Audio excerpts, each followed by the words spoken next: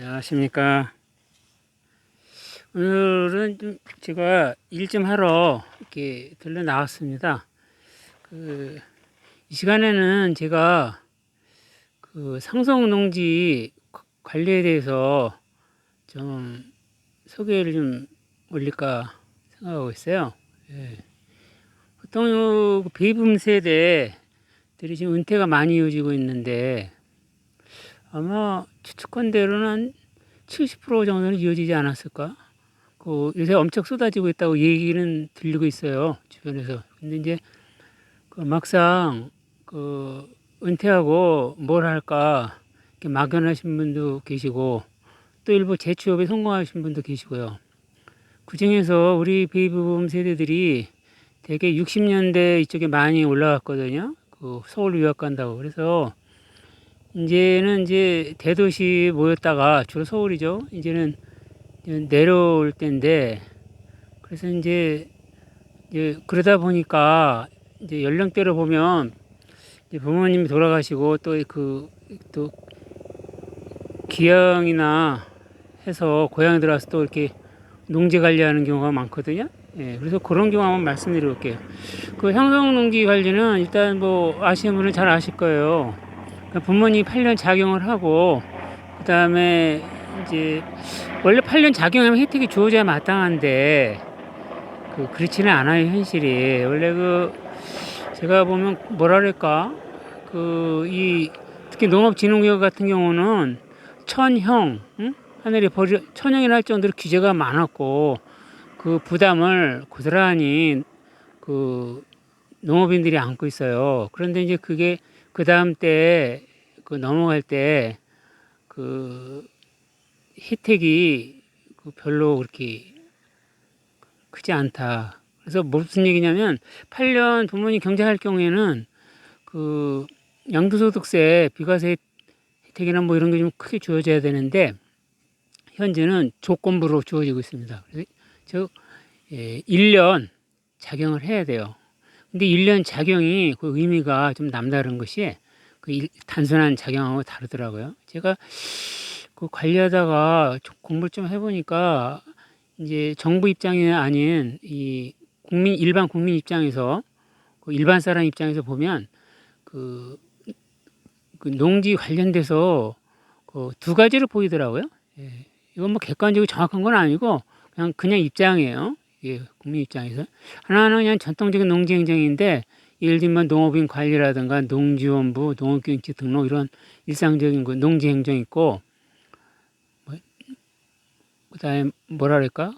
기타는 매매와 관련돼서 세무 라인에서의 행정 이 두 가지로 일단 보이더라고요. 예. 그래서 뭐 이제 일반 농지 행정은 뭐 여러 가지 있죠. 주로 농지원부의 관리라든가 뭐 직불금 지급이라든가 기타 농지 소유와 관련돼서 이루어지는 행정들이고 세무라인 행정은 주로 이제 국세청 산하 쪽으로 보여지는데 주로 세무서. 그런데 보통 작용의 의미가 일반 농지 행정에서는 일단 자기가 짓다가 중간에 이제 다른 사람하고 계약을 하던가 해서 뭐 모내기라든가 또 수확이라든가 이게 인정이 되는데요. 근데 이 세무라인에서는 그게 어려운 것 같더라고요. 그래서 요컨대 1년 이상은 자기가 직접 손에 흙을 묻혀야 된다. 그런 얘기죠. 그리고 또 고지요건이 또 추가돼요. 고지요건은 뭐냐면 경작지에서 30km 이내에 거주해야 된다 이거죠. 인접한 시군이나. 그리고 여기에 또 소득 요건도 추가되는데요. 이 소득 요건은 이제 매년 변경될 수 있기 때문에 지금은 제가 언급하지 않겠습니다. 그래서 그런 걸 갖춰야만 양도소득세 세액 감면이 이루어지는데 그게 1년 작용하면 1억이고요. 1년에 1억씩인데 최대한 5년에 2억이더라고요. 그래서 이게 자꾸 변동되고 그러니까 제가 드린 말씀은 이제 100% 믿지는 마시고 한번 더 확인을 해 주셨으면 좋겠어요. 왜냐하면 제도는 자꾸 변경되니까요. 제가 알고 있기로는 현재로 1년 작용하면서 이제 1억 혜택 주고 세액 공제요. 이제 그 이상 할 때 이제 아까 5년 2억인데 그러다 보니까 이제 주변에서 1년 작용 정도는 하려고들 많이들 노력을 하는 것 같아요. 근데 이제 현실적으로 또 저 같은 경우는 그 작용 경험이 좀 있어서 초등학교 때 좀 부모님과 농사를 지은 경험이 있어서 좀 조금은 아는데 그래도요. 풀은 아니지만. 근데 일반인들의 경우에는 그게 이제 쉽지 않을 것 같아요. 그래서 이제 문제가 되는 것은 그 전답 과수원 중에서 그 답인 것 같더라고요.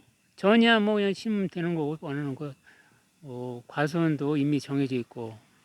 근데 이 답의 경우에는 그 저지대가 많고 물이 피해가 있기 때문에 그 좀 이렇게 돋아줘야 돼 흙을 돋아주고 그 후에 이제 심는데 주로 옥수수나 그 들깨가 좋더라고요.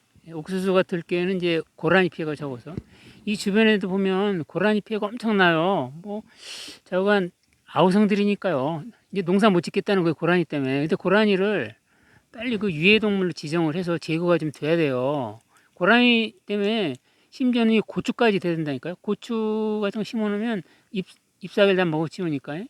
그리고 고라니 못 잡게 하잖아요. 그 주변 저 아래 동네도 보니까 아예 고라니들이 거기 아예 죽치고 산다고 그러더라고요. 아예. 근데 이제 못 잡게 하니까 그래서 이제 그런 피해가 심하고 그래서 이 논의 경우에는 이제 요령은 그 물피해를 막기 위해서 그 배수로 해서 논으로 통하는 배수관이 있어요. 조그만 통 거기를 차단을 시켜야 돼요. 차단을 시키니 물을 못 들어오게 한 후에 그 다음에 이제 경작은 콩이 좋은데 이 논에 콩 심으면 콩은 비료 안 줘도 잘 자랄 정도로 그 자생력이 강한데요. 문제는 고라니가 가장 좋아하는 게 또 콩하고 녹두 이런 거더라고요. 그래서 고라니 피해를 막을 자신 있으면 이제 콩을 심어도 좋지만 그렇지 않은 경우에는 그 옥수수나 들깨를 권유드립니다. 그리고 고라니가 얼마나 강하냐 하면은 그 웬만한 그 저기 망 같은 건 다 그 자기 이빨로 이렇게 쓸어가지고 갈가갖고 구멍을 내서 뚫고 들어오거든요. 그래서 제가 이렇게 해보니까 철망이 아니면 힘들겠더라고요. 예, 철망해야 아니 이렇게 차단이 되지 쉽지 않더라고요. 예. 그리고 이제 그 전의 경우에 밭의 경우에는 시간이 많으신 분들은 이제 자주 관리해도 되지만 이렇게 시간이 부족하거나 다른 뭐 파트타임이나 이제 퇴직 후에 다른 일도 같이 하시는 분들은 그 유실수 과일나무를 심으면 좋은 것 같아요. 보통 저 같은 경우는 이제 사과나무 심어본 적이 있는데 주로 3, 4년생이 오래 살더라고요. 1, 2년생은 심어도 그렇게 한 20, 30%는 죽는 것 같아요. 3, 4년생은 그래도 좀 한 10에서 20% 정도 죽고 근데 관리를 잘해야 되는데 그게 또 만만치 않고 사과나무 심을 때는 그냥 이렇게 구덩이를 파서 이제 사과나무를 꽂는데 거기에서 좀 상토를 좀 넣어주는 게 좋더라고요. 상토가 이렇게 좀 영양분도 있고 좀 이렇게 관리된 흙 아니에요. 상토를 사는 방법은 농협 지점에 가면은 그 안내를 해줘요. 그 근처에 어디 무슨 센터 같은 데 있어서 거기 사라고. 예, 그렇게 하시면 되고. 그 다음에 이제 모종을 하는 방법이 있는데, 즉 옥수수 같은 경우는 특히 옥수수와 들깨 모종이 좀 좋은데요. 왜냐하면 옥수수가 추위에 약해요. 그래서 그 4월 5일 이전에는 심지 않고 4월 5일 식목일 이후에 심어야 되는데 그때만 돼도 벌써 추위가 있기 때문에 그 모종들을 많이 하더라고요. 예, 들을 많이 하고 그리고 이제 그 모판을 만들면 좋고요. 왜냐면 그 모종 비용도 꽤 되기 때문에 모판을 만들어 가지고 하는 경우가 좋고 예. 그다음에 이제 그 사과나무 경우에 이제 주로 관리는 잡초 제거가 포인트더라고요. 이 잡초를 제거할 때는 100% 제거하면 물론 좋겠지만은 다들 바쁘기 때문에 사과나무 중심으로 한 반경 1.5m 이렇게 둥글게 원을 해서 하면 좋겠고요.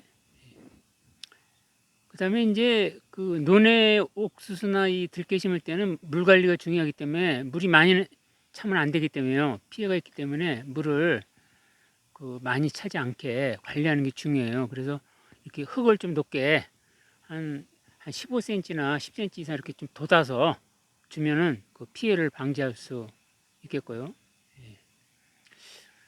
이 시간에는 그 상속농지 관리에 대해서 몇 가지 좀 살펴봤습니다. 그리고 이제 뭐 이 상속농지 외에 뭐 임야 같은 경우에는 제가 이제 경험이 없어서 말씀드리기는 어렵고요. 임야 같은 경우에는 요즘에는 울타리 좀 쳐야겠더라고요. 아니면 사람들이 또 이게 뭐 이것이 자연이다 뭐다 해서 그러니까 요즘에는 좀 약간 변했어요. 과거에는 좀 이렇게 예진들이 내려와서 말뚝 박고 울타리 치면 야박해 보였는데 지금은 조금 이해하는 분위기로 좀 바뀐 듯 하더라고요. 이 시간에는 상속농지 관련해서 몇 말씀 올려봤습니다. 시청해 주셔서 감사합니다.